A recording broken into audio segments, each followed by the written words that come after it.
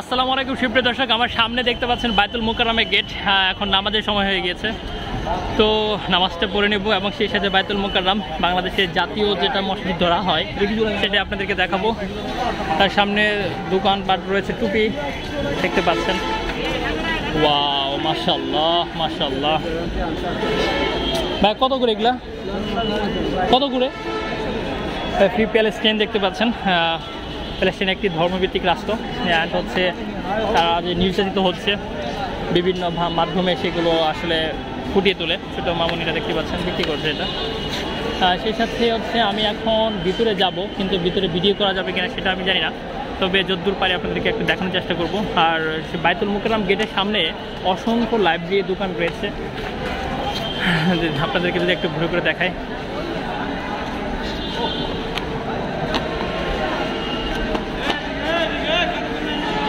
এখন কথা হচ্ছে জুতাটাকে আমাকে খুলতে হবে, খুলে হাতে নিতে হবে।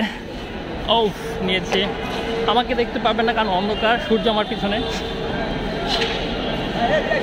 বাইতুল মুকাররম কর্নার গেটের মাধ্যমে আলহামদুলিল্লাহ এখন ব্যবসা হচ্ছে সব দিকেই রয়েছে।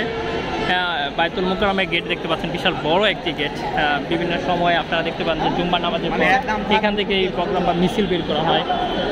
এটি একটি জাতীয় মসজিদ বলা চলে বাংলাদেশের। আসলে আমি মাইক্রোফোন ছাড়া ভিডিও করতেছি, সামনে মাইক্রোফোন নিয়ে নেব। নামাজের সময় চলে যাচ্ছে, আমি নামাজ পড়ব।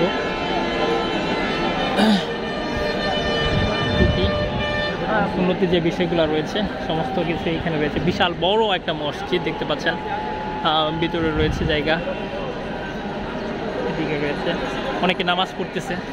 তো আমি এখন অজু করব, অজু করে নামাজ পড়ব। এটা হচ্ছে বাইতুল মুকাররমের গেট। সত্যি কথা বলতে আপনি যত টেনশনে প্যারার মধ্যেই থাকেন না কেন, যদি আপনি আল্লাহর ঘর মসজিদে আসেন আপনার শান্তি লাগে। দুনিয়ার অন্যান্য জায়গার তুলনায় আপনি যখন নামাজ আদায় করবেন, আল্লাহকে সেজদা দিবেন এবং আল্লাহর ঘর মসজিদে আসবেন, সেখানে যে একটা শান্তি, এই শান্তিটা আপনি অন্য কোথাও গেলে পাবেন না। তো বাইতুল মুকাররম দেখতে পাচ্ছেন কত চমৎকার আল্লাহর ঘর। আল্লাহ আমাকে এই পর্যন্ত আসার তৌফিক দান করেছে, তার জন্য আমি হাজারো শুকরিয়া আদায় করছি আলহামদুলিল্লাহ। এখন আমাকে খুঁজতে হবে বা কাউকে জিজ্ঞাসা করতে হয়েছে অজুখানাটা কোন দিকে। ভাইজান, বাইতুল মুকাররমের অজুখানাটা কোন দিকে? নিচে? ও আচ্ছা, আর ওইটা কি মসজিদ?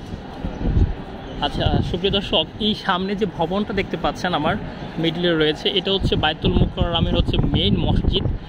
আর যখন হচ্ছে শুক্রবার বা জুম্মার নামাজ যেটাকে আমরা বলি না কেন, ওই সময়টাতে আপনার মনে করেন অনেক ভিড় হয়, লোকজন হয়, যে কারণে সাধারণত দেখা যায় যে সবাই এই যে আমার এই খোলা ময়দানটা দেখতে পাচ্ছেন, এটা হচ্ছে উপরে তলা, একতলার সম পরিমাণ, নিচে হচ্ছে অজুখানা বা হোয়াটসঅ্যাপ রেখে কর না কেন ওইখানে রয়েছে।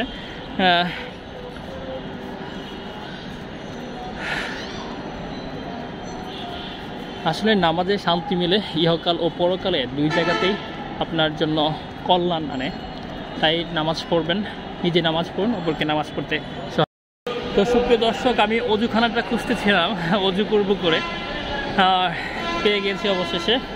কারণ এর আগে একবার এসেছিলাম, বাট এই বাইতুল মুকাররমে অজুখানা বা এদিকে নামাজ পড়া হয় নাই, যেহেতু উপরওয়ালা আমাকে এইবারও আবার নিয়ে আসছে, তো এই সুযোগটা আর মিস করতে চাচ্ছি না। এখান থেকে এখন অজু করবো। আমি দেখতে পাচ্ছেন অসংখ্য মানুষজন রয়েছে, জানি না ভিডিও করলে কী হবে, তবে দেখতে পাচ্ছেন অজুখানাটা অত্যন্ত চমৎকার এবং বিশাল বড় অজুখানা দেখতে পাচ্ছেন।